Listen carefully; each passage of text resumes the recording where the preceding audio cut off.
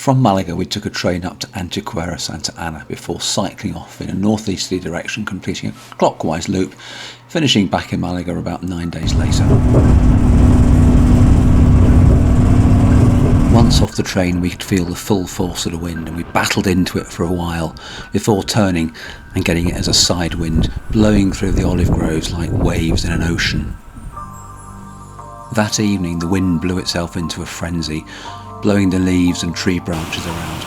Luckily we'd chosen to stay on a campsite, the only one of the trip, and we were tucked down below a 6-foot wall and surrounded by hedges which kept the full force from our little hubba tent. By morning it had blown itself out, but now the drizzly clouds were approaching from the west. For our second night we pitched our trusty hubba behind an abandoned finca in an olive grove. It's a bit of a squeeze cooking in the tent door, but the veg chili with rice was delicious.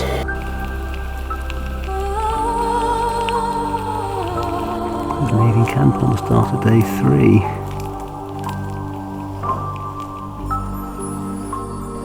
3. Morning brought some welcome sun, but also plenty of washed on mud on the roads as we made our way to the hill town of Isnahar. We dropped down into our granny gears for the steep climb out of town, and actually heading northeast we were crossing the grain of the country, forever up or down. In fact, for the whole day's ride I don't think there was a single level kilometre of road on the entire route. It was beautiful scenery though, as we made for the town of Montefrio and another camp in an olive grove. We were slightly worried though because the forecast hinted at rain, and camping on the bare earth we thought it could turn into a muddy mush come morning. Just arrived in our camp after 35 miles with 5,000 feet of ascent. The forecast was for rain, and come late evening it set in. By morning we were surrounded by a sea of sticky mud, and it was pretty miserable weather too.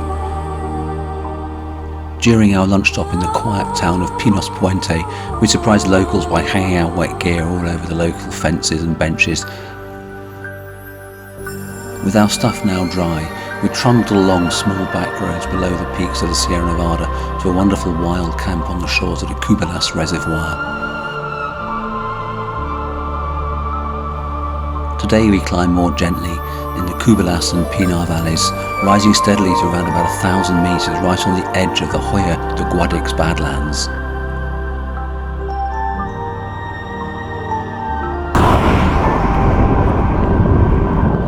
We ran the gauntlet of fast traffic on the A308 road, but we enjoyed the scenery. To our left the arid lands, and ahead rose the peaks of the Sierra Nevada, where we were hoping to find a camp down in the foothills, tucked away out of the increasingly strong wind.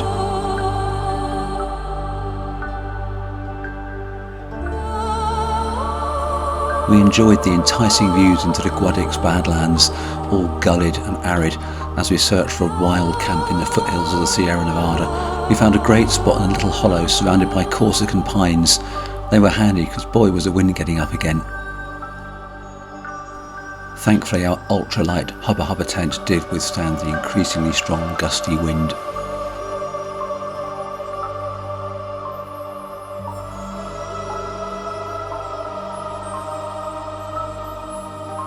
Mark of a good camp. That's where our tent was. The ground's dry and nothing else left at all. In a day or so there'll be no sign that we've camped here at all. It was great to start the day with a descent past the village of La Pisa, but we knew ahead there was a long steady climb, and we prepared ourselves. So it's been an 8.5 mile climb, 8.44 to Puerto Los Blancares. Ahead we now had a 700 metre descent down to the city of Granada, initially in a lovely valley with autumn colours, and then gradually through more arid terrain as we neared the city. It was wonderful, but surprisingly cool.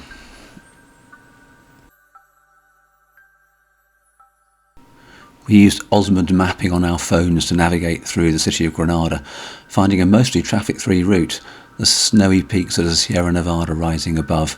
Our task now, to find a stealth camp. Our camp commanded terrific views across the valley to snow-capped Mulhacén, the highest of the Sierra Nevada. We fried a large tortilla on the Dragonfly, which we ate with avocado and tomato salad and a wonderful slice of pizza. To our east, the moon rose above the snowy peaks of Mulhacén. Back in 2021, we'd cycle toured in Andalusia, and we'd found a magnificent wild camp near a place called Ventas de Zafaria, high up in the mountains. And we decided to head there again, give it a go, because sometimes it can be a right pain finding a wild camp when you're out on the road, and we knew it was a good one, so that's where we were headed. The riding was undulating, our lowest gears often engaged, the backdrop provided by the 2,000 metre peak of La Maroma. A lovely descent delivered us to the town of Ventas de Zafaria and the old rack and pinion railway, now a fantastic route for bikes. We crunched our way along gravel, enjoying expansive views down to the coast, and soon we found our old camp, a little bit more overgrown than we remembered it, but it was perfect for our tent, and soon we were set up and installed, enjoying the wonderful views across to the peak of La Maroma, glowing pink in the setting sun.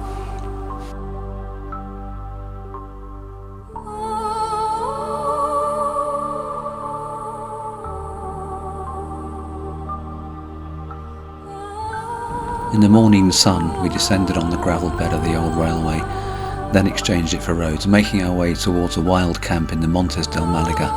We weren't quite sure where we'd find one, but we actually came across a lovely level terrace just as we were leaving the forest, just above the city of Malaga itself. We knew our last day would be an easy one. A long, steady descent took us right down into the bustling heart of Malaga, and then the cycleway right beside the Mediterranean led us over the Guadalhosce rivers and back to our hotel, Hotel Picasso, which we'd booked on condition they looked after our bike holders for us, ready for our flights home. What a fantastic tour. Terrific scenery, great cycling and lovely quiet roads and very respectful drivers.